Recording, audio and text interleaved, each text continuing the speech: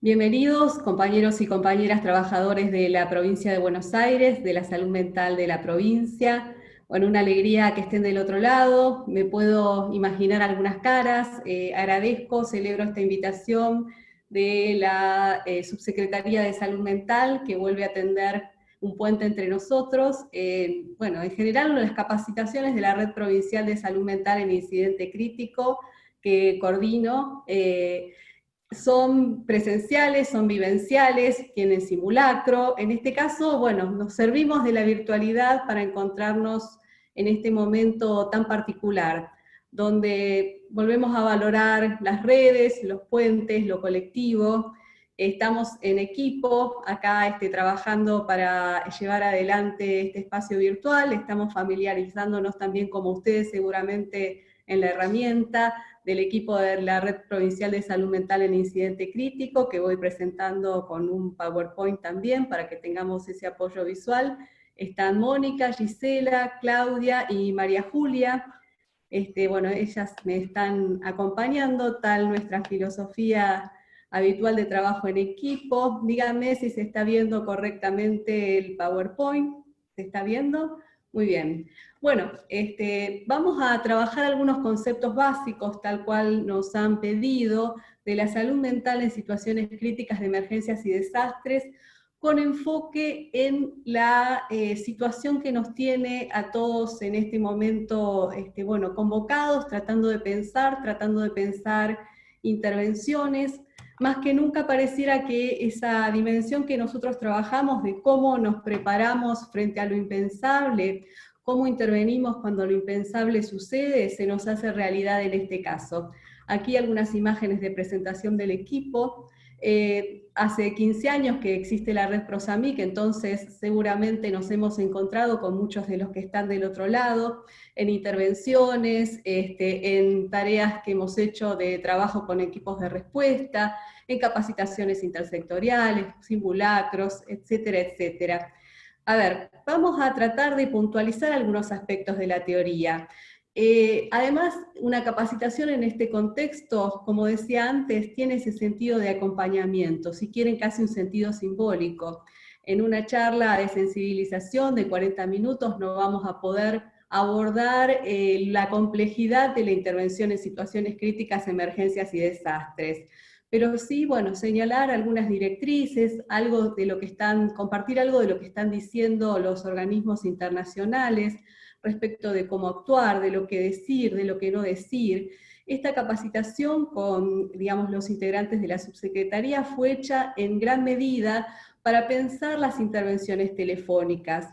Esta situación de confinamiento hace que tengamos que, bueno, que reinventarnos, que revisar nuestras prácticas, que revisarnos como equipo de salud mental y que bueno, somos trabajadores de territorio, digamos, entonces esto de no salir al terreno es una situación novedosa y estamos pensando, bueno, de qué manera poder hacer puentes para asistir a la población en un momento sin precedentes, sensible, donde las reacciones emocionales son diversas, son extremas. Bueno, por todo esto es que estamos aquí dando esta capacitación.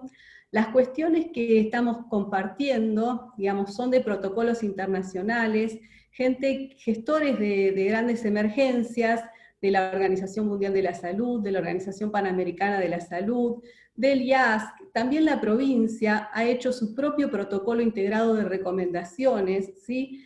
Y son estas directrices que intentamos resumir y compartir. Para empezar, la definición de gestión de riesgo de desastres. Yo les cuento que no voy a seguir exactamente el PowerPoint, ustedes van a tener estas presentaciones, estos slides, luego lo pueden leer, yo voy a comentar, puntualizar algunas cosas, porque la idea no es leer, sino más bien, bueno, hacer como algunos comentarios respecto de lo que me parece que les puede servir en este momento. La gestión de riesgo de desastres en este momento, en las últimas décadas, no se centra tanto en la ocurrencia del evento crítico en sí, sino en trabajar previamente en las vulnerabilidades y en la construcción de la resiliencia de las sociedades. Bueno, esto es todo un desafío, ¿no? Trabajar por y para la prevención, y vamos a pasar al concepto de desastre. De aquí lo que nos importa centralmente es que los protocolos de Hyogo y Sendai, que de alguna manera son las directivas de gestión de riesgo internacional, de los cuales Argentina es país adherente, define los desastres como una interrupción del funcionamiento de una comunidad que ocasiona diferentes cantidades de daños, ¿sí? Y que esos daños exceden la capacidad de respuesta de esa comunidad, ¿sí? Por ende, se requiere de ayuda externa. Eso es, digamos, lo que nos dicen los organismos de desastre. Es un concepto bastante epidemiológico, digamos, donde lo cuantitativo pesa mucho. Ahora vamos a ver qué pasa con la salud mental, ¿no? En todo esto. Incidente crítico, desde la definición que aportamos desde nuestro equipo de trabajo, es un concepto potencialmente traumatogénico, ¿sí?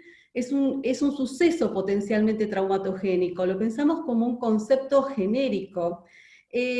Ayer leía en un titular del New York Times que traducía a un diario argentino el trauma moral al que se van a tener que enfrentar médicos y enfermeras respecto de decidir, por ejemplo, digamos, a quién iban a intubar, quién le tocaba un respirador o no. Bueno, en esos casos, usar la palabra trauma como algo que sí o sí va a acontecer y en todos por igual, es banalizar un concepto sumamente complejo.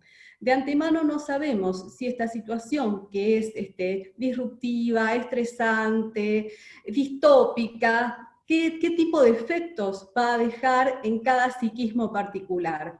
En este punto, el concepto de incidente crítico, diciendo que es un suceso potencialmente traumatogénico, justamente rescata la singularidad, el uno por uno.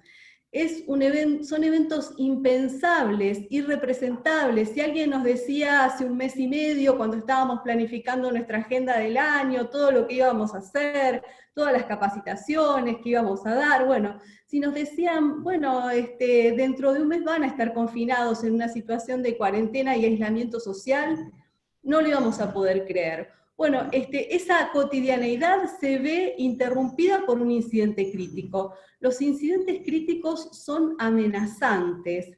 Toda nuestra, digamos, nuestra integridad física, psíquica, la de nuestros seres queridos, es puesta en cuestión en un evento crítico. Por ende, bueno, van a generar altos montos de estrés singular, colectivo, y fíjense que nosotros no solo pensamos las grandes emergencias como incidentes críticos. A veces la comunicación de una mala noticia puede ser un incidente crítico para una familia, ¿sí? A ver, ¿qué pasa, decíamos, desde la perspectiva de la salud mental? Además de esta cuestión de lo epidemiológico, aquí se suman otros conceptos, ¿no? La cuestión del estrés colectivo que un evento genera, independientemente de la cantidad de fallecidos, de la cantidad de pérdidas materiales que tengamos, es una variable fundamental para nosotros. Por eso hablamos de impacto psicosocial. Fíjense la importancia que lo psicosocial va adquiriendo en situaciones de este tipo. La pandemia vino a poner de relieve que hay un montón de problemas del vivir que hace que la gente padezca, sufra y sea necesario pensar intervenciones desde nuestro rol de psicólogos, de trabajadores de la salud mental, de trabajadores sociales, de psiquiatras, ¿sí?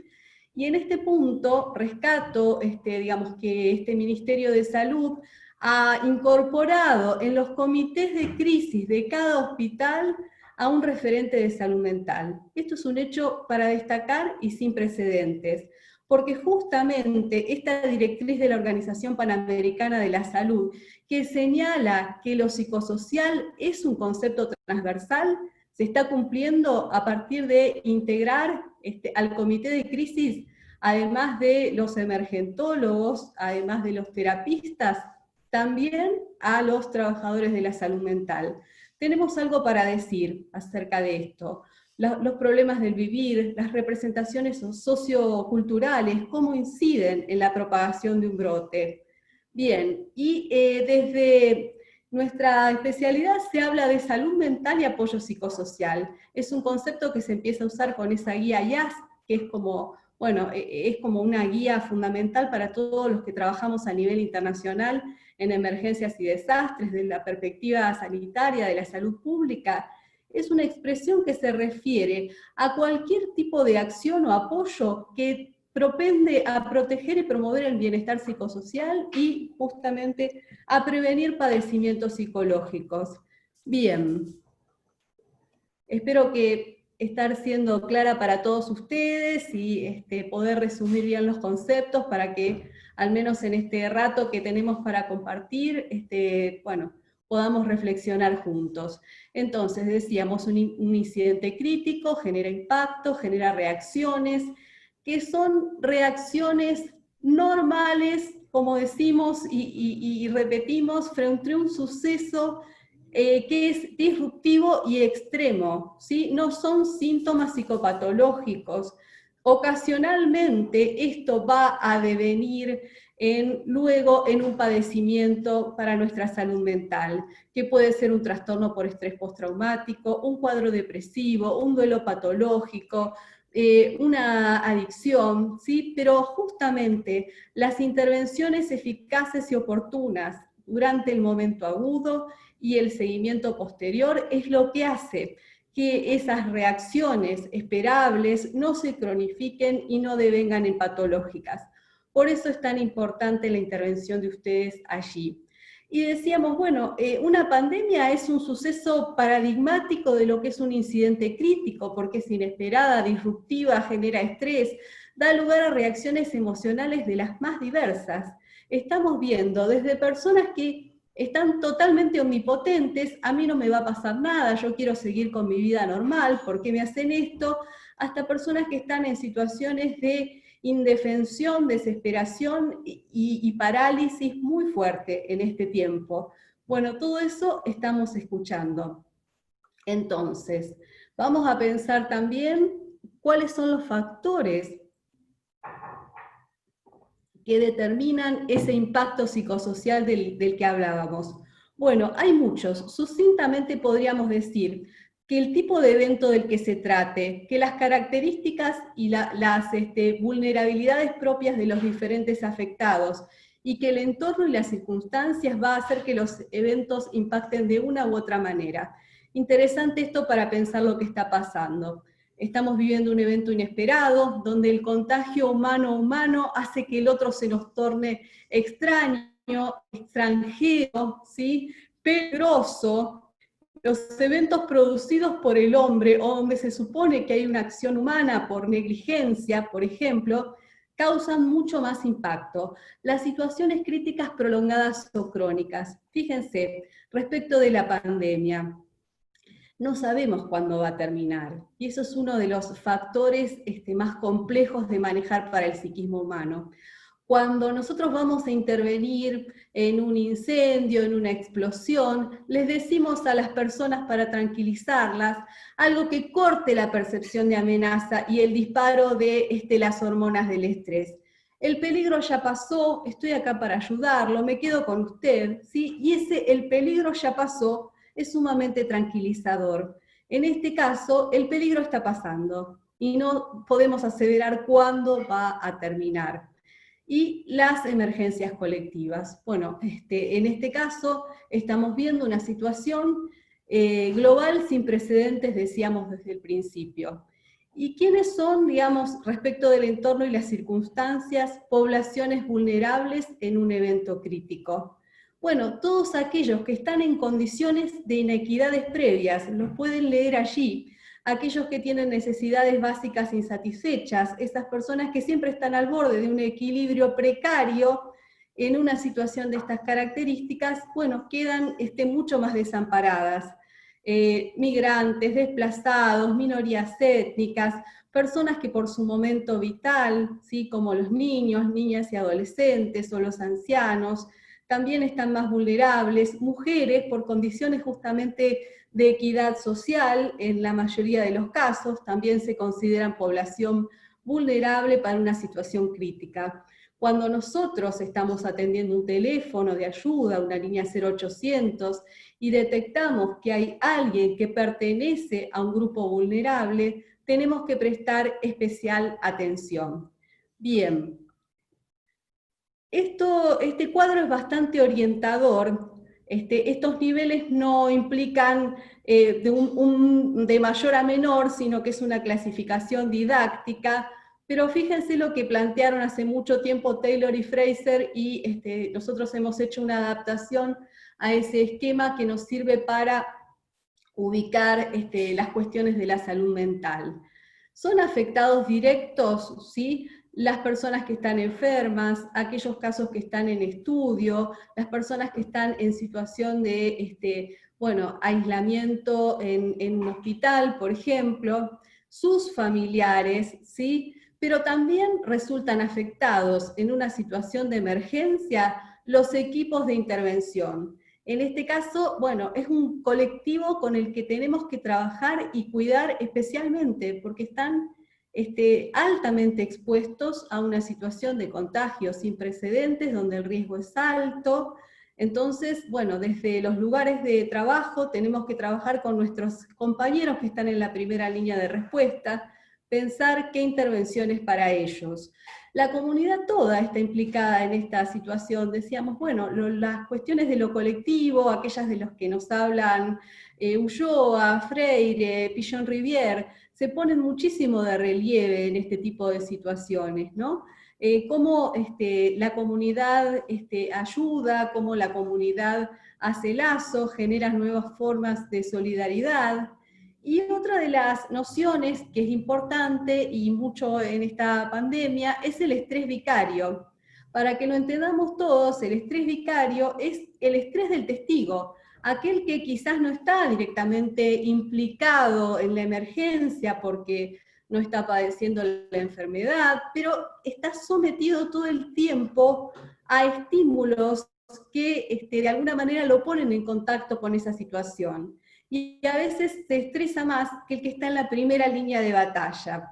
Hay estudios importantes que determinan que la gente que estuvo todo el tiempo mirando las noticias de las Torres Gemelas y que veía una y otra vez el avión cruzando por la torre, se estresó más con eso, todo el tiempo esa percepción de canales 24 horas, donde parecía que la situación seguía sin solución de continuidad, donde el peligro no terminaba nunca, porque una y otra vez se veía la misma imagen, se estresaron más y tuvieron más síntomas en el largo plazo que personas que estuvieron directamente implicadas. Por ende, es importante esta cuestión del trabajo con los medios de comunicación, ¿sí?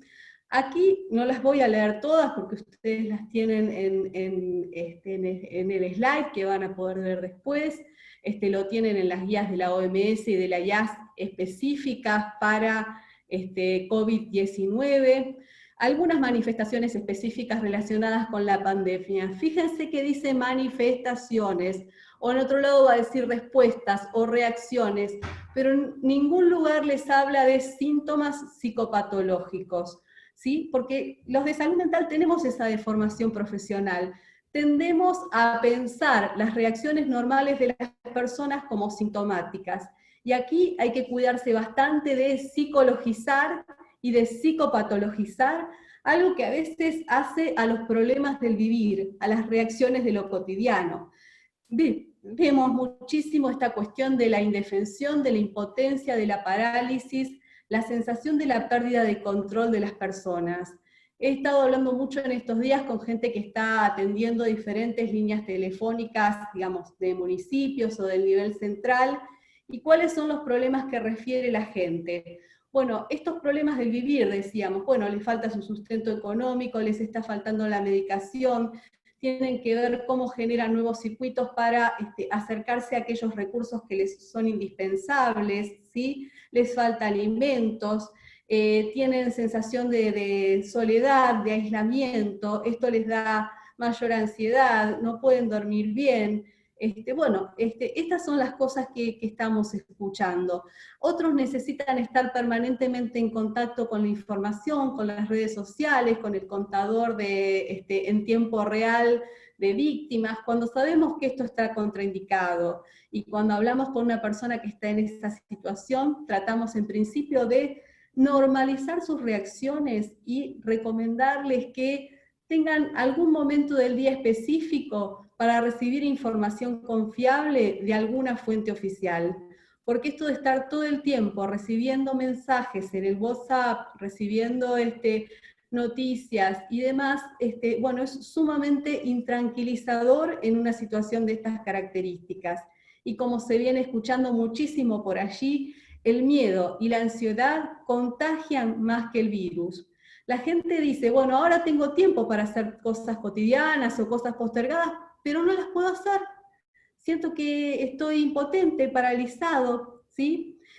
Porque ¿qué les pasa? Están teniendo las reacciones típicas de estar en un estado de hiperexcitación, hiperalerta, con un correlato psicobiológico de todo esto, con excesiva preocupación por cualquier signo que tienen de su estado de salud, bueno, ¿cuáles son las cuestiones que modulan el impacto de la exposición a un evento crítico? Aquí es importante porque, digamos, se empieza a jugar un poco el rol del Estado, por ejemplo, como soporte social. El soporte social, la voz del presidente, la imagen del presidente calma, del ministro de Salud, del secretario de Salud, dando una charla, una conferencia, esto modula muchísimo el impacto. La idea de que una situación está gestionada. También es soporte social esa voz en el teléfono que me atiende y me calma. También es soporte social la mirada del enfermero o del conductor de vehículo sanitario que me está tomando la muestra en ese momento de tanta tensión, de tanto miedo. Bueno, esas cuestiones hacen de soporte social. La voz del médico, la mirada del enfermero, ¿sí? La voz del trabajador de salud mental que me está atendiendo del otro lado de la línea. Es importante, digamos, reforzar estas cuestiones del soporte social para que la gente disminuya la percepción de la amenaza y vuelva a sentir que puede tomar el control interno y externo de la situación. ¿Sí? Esto me parece que es como fundamental aplicarlo a toda intervención que hagamos, presencial en la urgencia, telefónica, a través de una red social, porque la ayuda de salud mental en una emergencia es eminentemente pragmática. A veces son cuestiones que decimos son de sentido común, pero el sentido común es aquello que se pierde justamente en un evento disruptivo e inesperado. Y otra de las cosas que nos dicen las guías de salud mental en desastres es que no es necesario que sea un especialista quien se ocupe de la asistencia de los afectados directos y de los familiares. Cualquier personal que intervenga en la respuesta, o podríamos decir, todo aquel personal que intervenga en la respuesta y que preferentemente tenga una capacitación sobre estas cuestiones, puede brindar esa primera ayuda psicológica en el momento agudo. Decíamos, lo psicosocial aplicado a todas las intervenciones como un eje transversal, ¿sí? Porque la atención psicosocial trasciende la atención clínica. Tenemos que dejar de de pensar nuestra función solamente como atendiendo pacientes en el 1 a 1, y esto a veces va un poco a contrapelo de lo que ha sido la mayor parte de la formación profesional de todos aquellos que somos psicólogos, ¿no? Trasciende la atención clínica, psicológica o psiquiátrica, porque tiene que integrar componentes de ayuda humanitaria e intervenciones sociales. Esto que decíamos, bueno, la gente va a llamar al 0800 provincial, municipal, hablando de que necesita cubrir sus necesidades básicas, ¿sí? Que tiene problemas de seguridad, de alimentación, de vivienda, ¿sí? Y justamente es la reconstrucción de estas cuestiones de la cotidianidad y de las necesidades básicas lo que vuelve a rearmar la idea de un proyecto de vida después de atravesar una situación crítica. Esto está copiado del manual de OPS, de protección de la salud mental. Fíjense que habla de las dimensiones de la salud mental en desastres, donde se integra la ayuda humanitaria, la consejería, es muy, digamos, importante la cuestión de la consejería en este momento, la comunicación social, cómo los servicios de salud mental, ¿sí? Los monovalentes, los consultorios externos, los CPA, tienen que hacer adaptaciones en este momento, digamos. Digamos, ¿qué se hace también? Que de eso seguramente otros colegas hablarán en profundidad, con el manejo de los pacientes en este momento. Bien. Algo importante de esta cuestión de lo pragmático, a ver, ahí estamos. Decíamos, es resumir estos conceptos en el término primera ayuda psicológica. Tanto en las grandes emergencias como en situaciones críticas cotidianas, esas técnicas inmediatas de primera instancia, dirigidas a todos los afectados, para proporcionar, ¿qué cosas? Alivio emocional y apoyo para resolver los problemas, ¿sí? Estas cuestiones que decíamos que son del sentido común.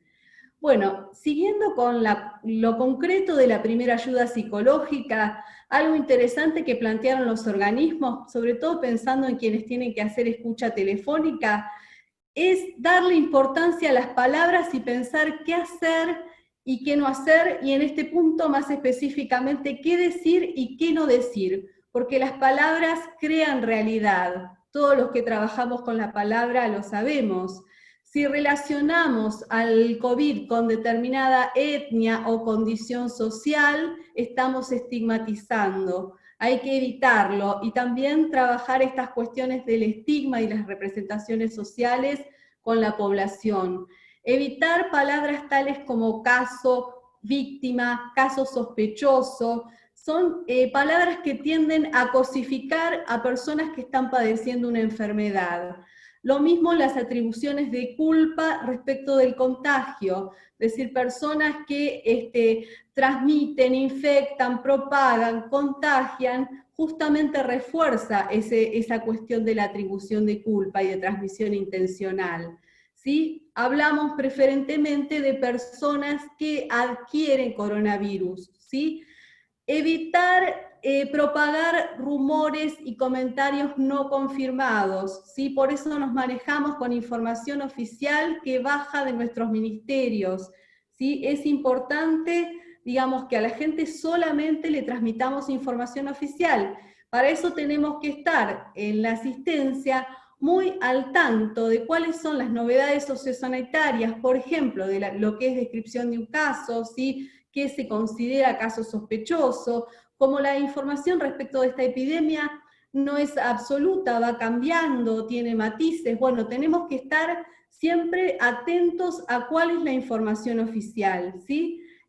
Los rumores son subversivos, decía Pichon Rivière, en una situación crítica. Evitar lenguaje estigmatizante y que genere temor. Por ejemplo, hablar de catástrofe, cosa que muchas veces hace en los medios de comunicación, hablar de apocalipsis, hablar de psicosis, bueno, tenemos que evitar este tipo de lenguaje en una comunicación profesional. Siempre reforzar los aspectos positivos y las fortalezas de las personas. ¿Cuáles son los recursos que las personas usaron en otros momentos de sus vidas para poder salir adelante de una situación crítica? Siempre empezar por los aspectos positivos, ¿sí? Esto reduce muchísimo la percepción de amenaza, porque a veces las personas empiezan diciendo todo lo que no pudieron hacer, y en el medio del discurso se cuelan cosas que sí pudieron hacer y que son sumamente importantes. Bueno, hay que reforzar esas importantes y trabajar juntos justamente para poner a salvo e intentar cuidar a los más vulnerables. Fíjense cómo es importante las enseñanzas que nos van dejando la pandemia. Yo decía que es histórico esto de que haya un psicólogo incluido en los comités de crisis. Fíjense lo que decía la OMS a propósito de la contención del virus ébola, ¿no? En la estructura organizativa. Un cuarto de las intervenciones, además del manejo clínico, epidemiológico y logístico, estaba dedicado a pensar intervenciones psicosociales, intervenciones con los medios de comunicación, intervenciones considerando las cuestiones antropológicas, y cómo a partir de entonces cambió un poco la visión del manejo de una pandemia, y las cuestiones de la comunicación, la pericia en la comunicación, se volvió tan importante como el manejo epidemiológico y como los análisis de laboratorio. La comunicación desde el lugar que nos toque. una línea telefónica, una charla, una transmisión a colegas o a pacientes, es fundamental para la gestión de los riesgos, ¿sí? Fíjense, esto después lo leen con tranquilidad, pueden buscar la referencia, cómo la comunicación de riesgos y la participación comunitaria es clave para una respuesta lo más ajustada posible en la emergencia, que toma experiencias anteriores. Con el equipo, mis compañeras recordarán, digamos, todo el trabajo que hicimos con la gripe H1N1 en 2009, que profesionalmente nos ha marcado mucho, y cómo esas enseñanzas acerca de cómo trabajar al interior de las instituciones, la comunicación interna, la comunicación externa, los mensajes, la uniformidad de los mensajes, digamos, cómo podemos aplicar mucho de eso a la situación actual. Bien, la comunicación justamente ayuda a prevenir lo que está viendo ahora, que es esta sobresaturación de información, las infodemias, ¿no? Gestiona los rumores, ¿sí? Es importante, digamos, que la gente sepa que tiene el derecho a estar informada acerca de los riesgos. Y trabajar en la percepción de riesgos es una cuestión fundamental, porque a veces las personas no se perciben en riesgo respecto de una situación y están en riesgo. En este caso, la percepción de riesgo de las últimas semanas es muy alta, y el riesgo exponencial de contagio también es alto, pero quizás esta percepción de riesgo genere miedo y parálisis que exceda el riesgo real que, al que estamos sometidos. Por ende, es importante trabajar esta cuestión entre el riesgo real y la percepción del riesgo. Bien, cualquier situación crítica requiere de las fuentes informativas, esto es, fuentes oficiales, ¿sí? Organismos oficiales, porque, bueno, es cierto que los trabajadores de la salud y los de la salud mental en especial somos un colectivo solidario. Cuando se nos convoca o cuando nos sentimos convocados por una situación de este tipo, las personas quieren ayudar. Pero es importante que cada uno pueda ayudar y colaborar desde el lugar que sabe, porque a veces el voluntarismo sin estar remitiendo la intervención desde algún contexto oficial produce más daño de los efectos beneficiosos que intenta lograr. Por ende, es importante que las respuestas sean claras, inequívocas, inmediatas, pero oficiales, ¿sí? Información basada en la evidencia. Eso no quiere decir frialdad o distancia, por el contrario, tenemos que ser cálidos, empáticos con cuáles son las preocupaciones reales que tienen las personas. Y la información, como dicen las Naciones Unidas, es el insumo estratégico operativo clave antes, después y durante cualquier evento crítico. Para reducir los riesgos hay que informar correctamente desde el lugar que nos toque. Insistimos en esto porque es fundamental, ¿sí? Los servicios de salud mental, sí, como dice el comunicado de recomendaciones que emitió la subsecretaría, tienen que brindar información al resto de los profesionales, digamos, apoyar al resto de los profesionales acerca de cuáles son las orientaciones de comunicación para infundir calma, responsabilidad y prevención. Y es importante en esto que sigamos protocolos uniformes para evitar distorsiones y rumores, ¿sí? Respetar momentos específicos para brindar comunicaciones. Y decíamos, bueno, ¿por qué es tan importante el rol de lo psicosocial? Porque los hábitos hacen a la propagación y el control del brote epidémico. Al informar, y con estas ideas vamos como cerrando la presentación, al informar es clave, digamos, pensar que la comunicación es un aspecto fundamental de transformación social, es un espacio de transformación social. Por ende, es importante combinar la templanza con el contenido de la información. Informar siempre de modo claro y fehaciente, reforzando los aspectos positivos, informar de modo gradual, ¿sí? Mostrarnos calmos para que la persona pueda hacer su desahogo emocional, darle tiempo al otro, ver qué es lo que realmente necesita, porque a veces nosotros tenemos una representación de lo que a la gente le pasa y de lo que la gente necesita, y bajando al territorio y con una escucha abierta vemos que no, que son otras cosas. Entonces, siempre tenemos que informar con pausas graduales, de modo comprensible, con pausas que inviten a la reflexión, no apurar al otro, sino hacer que saque conclusiones apresuradas, pedir una retroalimentación de aquello que dijimos, hasta aquí, de lo que yo dije, qué viene entendiendo o qué se entendió, ¿sí? ¿Qué duda tiene? ¿Sí? ¿Qué no he podido transmitir? Y bueno, esto de entrenar la comunicación permanentemente, ¿no? Entrenarla y tener en cuenta esto de los protocolos específicos. ¿Qué situaciones tenemos que prestarle atención? ¿Cuáles serían de mayor riesgo? Bueno, la pertenencia a un grupo vulnerable, detectar que alguien, si estamos en una escucha telefónica, tiene alguna conducta autolesiva, ¿sí? En ese caso, compartimos la información con nuestro coordinador, con nuestro equipo, y vemos qué otra intervención de más apoyo podemos definir, tener a esa persona al teléfono, procurando que termine la comunicación con una, digamos, de manera distinta a cómo empezó la comunicación, tomar la mayor cantidad de datos posibles, no tener, digamos, no sentirnos frustrados porque posiblemente a alguien que está en situación de incidente crítico con todas las reacciones que describimos al principio, ninguna respuesta le alcance, ¿sí? Entonces, por más clara, empática y completa que sea nuestra comunicación profesional, bueno, se van a sentir mal y posiblemente digamos, nos agredan verbalmente, y jamás confrontar con una persona en crisis, porque la agresión no es hacia nosotros, es por lo que a la persona le pasa en ese momento.